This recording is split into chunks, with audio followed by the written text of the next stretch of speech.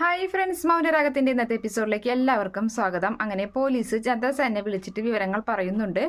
രൂപ മേഡത്തെ അന്വേഷിച്ച് സാറിന്റെ മകനും മരുമകളൊക്കെ അന്വേഷിച്ച് നടക്കുന്നുണ്ട്. എന്നോട് പറഞ്ഞിരുന്നു കേസ് എടുക്കണമെന്നൊക്കെ എന്ന് പറയുന്ന സമയത്ത് തന്നോട് ഞാൻ എല്ലാ കാര്യങ്ങളും വിളിച്ച് പറഞ്ഞതല്ലേ, അതുകൊണ്ട് അത് കാര്യമാക്കണ്ട എന്ന് സേനൻ പറയുന്നുണ്ട്. ഇപ്പോൾ എൻ്റെ ഭാര്യ ഹോസ്പിറ്റലിലാണ് ഉള്ളത് എന്നും കൂടി പറയുകയാണ്. അപ്പോൾ പോലീസ് പറയുന്നുണ്ട്, ഒരു കാരണവശാലും എൻ്റെ നാവിൽ നിന്ന് ആരും ഇതൊന്നും അറിയാൻ പോകുന്നില്ല, ഞാൻ കേസ് എടുക്കാനും പോകുന്നില്ല, സാറ് ധൈര്യമായിട്ടിരുന്നു എന്ന് പോലീസ് അങ്ങനെ ഉറപ്പ് കൊടുക്കാണ്. അതേ സമയത്ത് ആ വാടക കൊലയാളിയെ കുറിച്ചും പറയുന്നുണ്ട്. എന്തായാലും അയാളെ ഉടനെ തന്നെ പിടിക്കാമെന്ന് പോലീസ് പറഞ്ഞ സമയത്ത് ഒരിക്കലും നിങ്ങളെ കൊണ്ട് അത് സാധിക്കില്ല, അതിന് ഞങ്ങൾ തന്നെ വേണം. അപ്പോൾ എന്താ സാർ അങ്ങനെ പറയുന്നതെന്ന് ചോദിക്കുമ്പോൾ അതങ്ങനെയാണ്, എന്തായാലും അയാൾക്ക് എന്തെങ്കിലും നാളെ എന്തെങ്കിലും സംഭവിച്ചു എന്ന് പറഞ്ഞു കഴിഞ്ഞാൽ അത് എന്താണെന്ന് വെച്ചിട്ടുണ്ടെങ്കിൽ അത് ആ ഒരു കാര്യം ഇല്ലാതാക്കി തീർക്കണം എന്ന് പറയുന്നുണ്ട്. അപ്പോൾ അതൊക്കെ ഞാൻ ഏറ്റു സാറേ എന്ന് പറയുന്നുണ്ട്. അതിനുശേഷമാണെങ്കിൽ നമ്മുടെ ചന്ദ്രസേന നേരെ രൂപയുടെ അരികിലേക്ക് ചെല്ലുകയാണ്. അങ്ങനെ രൂപയുടെ കയ്യിൽ ഇങ്ങനെ പിടിക്കുന്നുണ്ട്. രൂപയാണെങ്കിൽ നല്ല ഹാപ്പി ആയി തന്നെ അങ്ങനെ ഇരിക്കുകയാണ്.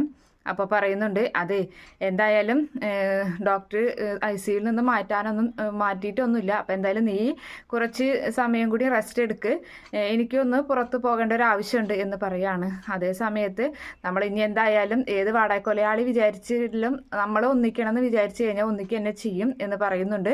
ഇനിയിപ്പോൾ എൻ്റെ ജീവൻ മാത്രമല്ല, എൻ്റെ മക്കളുടെയും ഭാര്യയുടെയും എല്ലാവരുടെയും ജീവൻ എനിക്ക് അത് വിലപ്പെട്ടതാണ്, ഞാൻ അതിന് വേണ്ടിയിട്ടുള്ള കാര്യങ്ങളൊക്കെ ചെയ്യുമെന്ന് സേനൻ പറഞ്ഞു. അങ്ങനെ സേനൻ നേരെ പോകുന്നുണ്ട് രൂപയുടെ അരികിൽ നിന്നും. അതേ സമയത്ത് തന്നെ കാണിക്കുന്നത് സേനൻ പോയിട്ട് നേരെ സേനൻ്റെ ആ ഗുണ്ടകളുടെ അരികിലേക്കാണ് പോകുന്നത്, സേനൻ തയ്യാറാക്കിയിട്ടുള്ള ഗുണ്ടകളുടെ അരികിലേക്ക്. അപ്പോൾ അവിടെ എത്തുമ്പോഴും എന്തായിടോ കാര്യങ്ങളെന്ന് ചോദിക്കുകയാണ്. അപ്പോൾ അവർ പറയുന്നുണ്ട്, ഇതേ സാറ് വന്നല്ലോ എന്ന് പറയാണ്. സാർ അകത്തേക്ക് വായു എന്ന് പറയുന്നു. അങ്ങനെ ഒരു ഷെഡിൻ്റെ ഉള്ളിലേക്ക് ഇങ്ങനെ കൊണ്ടുപോകുന്നുണ്ട്. അവിടെ എത്തിയിട്ട് ഒരു കാഴ്ച കാണിച്ചു കൊടുക്കുകയാണ്. വേറെ ഒന്നുമല്ല, മൈക്കിളിനെ കെട്ടി തൂക്കിയിട്ടിരിക്കുകയാണ്. അപ്പോൾ പറയുന്നുണ്ട്, എങ്ങനെയുണ്ടെന്നൊക്കെ ചോദിക്കുകയാണ്. അപ്പോൾ പറയാം, എന്തായാലും നന്നായി, അവനെ സാറ് വന്നതിന് ശേഷം ജീവൻ എടുക്കണം എന്നാണ് വിചാരിച്ചത്, കെട്ടി തൂക്കിയിട്ടിട്ട് പിന്നെ മുറുക്കണ്ട എന്നാണ് ഞങ്ങൾ കരുതിയത്. പക്ഷെ അവൻ എല്ലാ അടവുകളും പയറ്റിയൊരുത്തനാണ്, അതുകൊണ്ട് വൈകിപ്പിച്ചാൽ അത് ബുദ്ധിമുട്ടാകുമെന്ന് തോന്നി, അതുകൊണ്ടാണ് സാറ് വരുന്നതിന് മുന്നേ തന്നെ അവൻ്റെ ജീവൻ എടുക്കേണ്ടി വന്നത് എന്നൊക്കെ പറയുന്നുണ്ട്. എന്തായാലും ഇവനക്ക് പകരം ഇനി വേറെ ആരെങ്കിലൊക്കെ ഇറക്കാതിരിക്കില്ല. അപ്പോൾ എന്തായാലും എൻ്റെയും എൻ്റെ മക്കളുടെയും എൻ്റെ ഭാര്യയുടെയൊക്കെ ജീവൻ്റെ പിന്നിലെ ആൾക്കാരുണ്ട്, അതുകൊണ്ട് നിങ്ങൾ അതൊക്കെ ശ്രദ്ധിക്കണമെന്ന് പറയുമ്പോൾ ശരി എന്ന് പറയുന്നുണ്ട്. അങ്ങനെ സേനൻ അവിടെ നിന്നും പോവുകയാണ്. പിന്നീട് കാണിക്കുന്നത് രാഹുലിനെയാണ്. അങ്ങനെ രാഹുലിൻ്റെ ഫോണിലേക്ക് ഈ ഒരു കാഴ്ച അയച്ചു കൊടുത്തിരിക്കുകയാണ്, അതായത് മൈക്കിളിനെ കെട്ടിത്തൂക്കിയിട്ടിട്ടുള്ള കാഴ്ച. രാഹുൽ ആ ഒരു കാഴ്ച കണ്ട് ആകെ ഞെട്ടി നിൽക്കുന്നുണ്ട്. അതിനുശേഷമാണെങ്കിൽ രാഹുലിൻ്റെ ആ ഒരു ഞെട്ടലൊക്കെ കാണുമ്പോൾ അവിടേക്ക് ഷാരിയും സരയും വരികയാണ്. അപ്പോൾ ഷാരി ചോദിക്കുന്നുണ്ട്, നിങ്ങൾ എന്താണ് ഇങ്ങനെ ഇരിക്കുന്നത് എന്ന് ചോദിക്കുക. എന്നിട്ട് ഈ കാഴ്ച കണ്ടിട്ട് നിങ്ങൾ ഈ ഞെട്ടിത്തെരിച്ചിരിക്കണമെന്ന് ചോദിക്കുമ്പോൾ ഫോൺ എടുത്ത് നേരെ ഷാരിയുടെ അരികിലേക്ക് കൊടുക്കുകയാണ്. അപ്പം ഷാരി നോക്കിയിട്ട്, അയ്യോ ഇത് ആരെയൊക്കെ കെട്ടിത്തൂക്കിയിട്ടിരിക്കല്ലേ, മരിച്ചു കിടക്കണല്ലേ കാണുന്നത് എന്ന് ചോദിക്കുന്നുണ്ട്. വേറെ ആരുമല്ല, ഞാൻ ചന്ദ്രസേനയെ കൊല്ലാൻ വേണ്ടി ഒരു വാടക കൊലയാളി ഇറക്കിയിരുന്നില്ലേ മൈക്കിള്, അവനെയാണത് അങ്ങനെ ചെയ്തിട്ടുള്ളത്, അത് എനിക്ക് തന്നെ ആ ഒരു ഫോട്ടോ അയച്ചു തരികയും ചെയ്തു എന്ന് പറയുന്നുണ്ട്.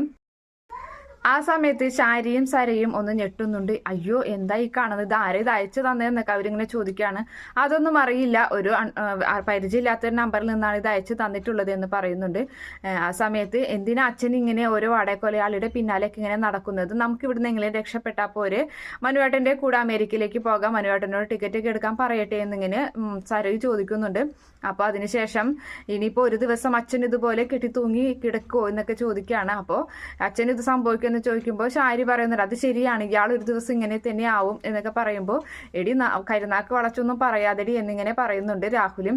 അതിനുശേഷം നിങ്ങൾ എവിടേക്ക് പോകുന്ന കാര്യമാണ് ഈ പറയുന്നതെന്ന് ചോദിക്കുമ്പോൾ അമേരിക്കയിൽ അവിടെ വാഷിങ്ടണിൽ 1.5 ഏക്കർ സ്ഥലം മനുവേട്ടനുണ്ട് എന്ന് സരയി പറയുന്ന സമയത്ത് അവിടുത്തെ പ്രസിഡന്റിന് പോലും അത്രയ്ക്ക് സ്ഥലമൊന്നും ഉണ്ടാവില്ല, നിങ്ങൾ എന്തറിഞ്ഞിട്ടാണ് ഈ പറയുന്നത്, അതൊന്നും എനിക്കറിയില്ല, മനുവേട്ടൻ എന്തായാലും കള്ളമൊന്നും പറയില്ല എന്ന് സരയി പറയുന്നുണ്ട്. ആ സമയത്ത് ഇവരൊക്കെ ഞാൻ എന്താ ചെയ്യേണ്ടത് എന്നൊക്കെ പറയുന്നത് ദേഷ്യം പിടിക്കുകയാണ്. നിങ്ങളൊന്നും ചെയ്യേണ്ട, എന്തായാലും നമുക്ക് പോവാം, ഇങ്ങോട്ട് വരുന്നില്ലെങ്കിൽ വേണ്ട, നമുക്ക് മനുമോൻ്റെ കൂടെ പോവാം മോളെ എന്ന് പറഞ്ഞ് ദേഷ്യപ്പെട്ടുകൊണ്ട് തന്നെ ഷാരിയും സരയും അവിടെ നിന്നും പോകുന്നുണ്ട്. ആ സമയത്ത് നമ്മുടെ രാഹുൽ വിചാരിക്കുകയാണ് ഈ മനു എന്ന് പറയുന്നവനെ ഇതുപോലെ കെട്ടിത്തൂക്കണം എന്ന് ആ മൊബൈലിൽ ആ ഫോട്ടോ നോക്കിയിട്ട് ഇങ്ങനെ മനസ്സിൽ വിചാരിക്കുകയും ചെയ്യുന്നുണ്ട്. അതിനുശേഷം കാണിക്കുന്നത് സേനൻ നേരെ രൂപയുടെ അരികിലേക്ക് വരികയാണ്. അപ്പം രൂപയെ ICUയിൽ നിന്നും റൂമിലേക്ക് മാറ്റിയിട്ടുണ്ട്. ആ സമയത്ത് ഞാൻ ഒരു ചടങ്ങിന് പങ്കെടുക്കാൻ പോയതായിരുന്നു എന്ന് സേനൻ രൂപയോട് പറയുന്ന സമയത്ത് അതിനിടയിൽ ചടങ്ങിനും പോയോ എന്ന് രൂപ ചോദിക്കുകയാണ്. അപ്പോൾ ആ സമയത്ത് പറയുന്നുണ്ട് അതെ, ഒരു മരണ ചടങ്ങിൽ ഒരാൾ മരിച്ചു, അതിനു വേണ്ടി പോയതാണെന്ന് പറയുമ്പോൾ ആരാണെന്ന് ചോദിക്കുമ്പോൾ എന്നെ കൊല്ലാൻ വന്നില്ലേ ഒരു വാടക കൊലയാളി മൈക്കിൾ, അവനെ കെട്ടിത്തൂക്കി എന്ന് പറയുന്നുണ്ട്. അയ്യോ എന്ന് പറയാണ് രൂപ. അതേ സമയത്ത് ഇങ്ങനെയുള്ളവർ ഇങ്ങനെ തന്നെ ചെയ്യണം രൂപ, ഇനി എന്തായാലും ഞാൻ അതിന് വേണ്ടിയിട്ടുള്ള കാര്യങ്ങളൊക്കെ തന്നെ ചെയ്യുള്ളൂ, എന്തായാലും നമ്മുടെ ജീവിതം സുരക്ഷിതമാക്കണം എന്നൊക്കെ പറയുന്നുണ്ട്. അതേ സമയത്ത് രൂപ പറയാണ് അതെ, മക്കൾ അറിയണ്ട, നമ്മൾ ഒന്നിച്ച കാര്യമൊന്നും മക്കൾ അറിയണ്ട, അതെന്താ അങ്ങനെയെന്ന് ചോദിക്കുമ്പോൾ അറിയാലോ ചന്ദ്രേട്ട, എനിക്കൊരു സഹോദരനുള്ളത് അയാളൊരു ദുഷ്ടനാണ്, അതുകൊണ്ട് തന്നെ അയാൾ ഇതിൽ നിന്നൊക്കെ ഈ കാര്യങ്ങളൊക്കെ മറച്ചു പിടിക്കണം, നമ്മൾ ഒന്നിച്ച് എന്ന് അറിഞ്ഞു കഴിഞ്ഞാൽ അയാൾ ചിലപ്പോൾ പ്രശ്നങ്ങൾ ഉണ്ടാക്കും എന്നൊക്കെ പറയുന്ന സമയത്ത് ശരി എന്നാൽ അങ്ങനെ ആയിക്കോട്ടെ, എന്തായാലും കല്യാണിമോളൊക്കെ എന്നെ കുറച്ച് നാൾ പറ്റിച്ചതല്ലേ, അപ്പം നമുക്ക് അതിനൊരു ചെറിയൊരു പ്രതികാരമായി ഇങ്ങനെ തന്നെ ചെയ്യാമെന്ന് സേനൻ രൂപയോട് പറയുകയും ചെയ്യുന്നുണ്ട്. അപ്പോൾ രൂപ ചിരിക്കുകയൊക്കെ ചെയ്യാനും അതിനുശേഷമാണെങ്കിൽ നിന്നെ കാണാനില്ല എന്ന് പറഞ്ഞിട്ട് നമ്മുടെ കിരണും കല്യാണിക്ക് അന്വേഷിച്ച് നടക്കുന്നുണ്ട് എന്ന് പറയാണ്. എന്തായാലും ഇപ്പം തൽക്കാലം അവരോടൊന്നും പറയണ്ട, അവരവിടെ അന്വേഷിച്ച് നടക്കട്ടെ. പോലീസിൽ കംപ്ലൈൻറ്റ് കൊടുത്തിട്ടുണ്ട്, പോലീസ് അന്വേഷിക്കാനൊന്നും പോകുന്നില്ല, ഞാൻ കാര്യങ്ങളൊക്കെ പോലീസിനെ വിളിച്ച് ധരിപ്പിച്ചിട്ടുണ്ട് എന്ന് പറയുന്നുണ്ട്. അതിനുശേഷം രൂപയോടായിട്ട് പറയാണ് നമുക്ക് എന്തായാലും ഇവിടുന്ന് ഡിസ്ചാർജ് ആയി നേരെ എൻ്റെ വീട്ടിലേക്ക് പോകാം എന്ന് പറയുമ്പോൾ അത് വേണോ ചന്ദ്രേട്ട, കാരണം അവിടേക്ക് നമ്മുടെ മക്കളൊക്കെ വരുന്നതല്ലേ എന്ന് ചോദിക്കുന്നുണ്ട്. അതേസമയത്ത് അവരെപ്പോഴും ഒന്നും അവിടേക്ക് വരില്ലല്ലോ, എന്തായാലും ഇന്നെന്തായാലും ഡിസ്ചാർജ് ആയിട്ട് 1-2 മണിക്കൂർ ഡോക്ടർ നോക്കട്ടെ എന്ന് പറഞ്ഞിട്ടുണ്ട്, അത് കഴിഞ്ഞ് ഡിസ്ചാർജ് ആക്കും, അപ്പോൾ ഒന്നും കൂടി ഉഷാറാവും നീ, അപ്പോൾ നേരെ നമുക്ക് വീട്ടിലേക്ക് പോകാം, ഒരു ദിവസം അവിടെ താമസിക്കണം എൻ്റെ കൂടെ എന്ന് പറയുമ്പോൾ ശരി ചന്ദ്രേട്ട എന്ന് പറയുന്നുണ്ട്.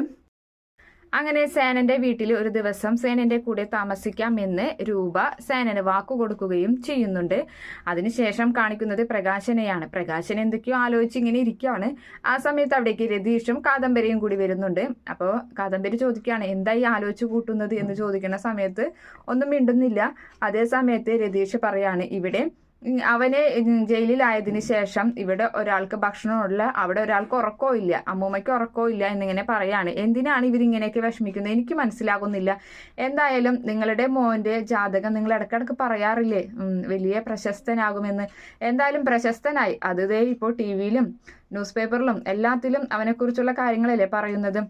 അതുകൊണ്ട് ജാതകത്തിൽ തെറ്റുപറ്റി, ജോത്സ്യന് തെറ്റുപറ്റി എന്നൊന്നും പറയാൻ പറ്റില്ല എന്ന് രതീഷ് ഇങ്ങനെ കളിയാക്കിക്കൊണ്ട് പറയുന്നുണ്ട്.